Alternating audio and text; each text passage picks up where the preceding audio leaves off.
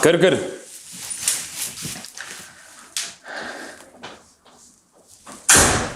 Я қыздар, не мәселе? Айта беріңдер. Қыздармен таныстық. Сендерге сабақ үйретеміз деген еді, қарсы келді.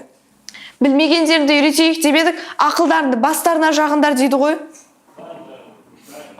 Бізді жолы бала жасады. Соған болар ренжіп қалыңдар ма? Шамалы ренждік.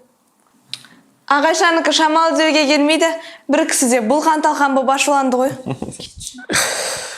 Қыздар, барлық нәрсені ақылмен, оймен шешем деген нәрсе жоқ. Кейде жақындық, жылулық, сезім деген нәрсе болу керек. Мейірімділік сезімі адамдарды жақындастырады. Сонда не істеу керек, ағай? Не істеу керек? Бірге ойланып көрейікші. Не істеуге болады? Бірінші, олармен танысып, одан кейін дос болу керек шығар. Міне, керемет ой. Тағы? Онда алдымен олардың не жақсы көретінін біліп алайық. Сол арқылы достасу оңайға түседі деп ойлаймын. Тамаша, екеуің де керемет ой айттыңдар. Дос болсаң, оның не жақсы көретінін білесің.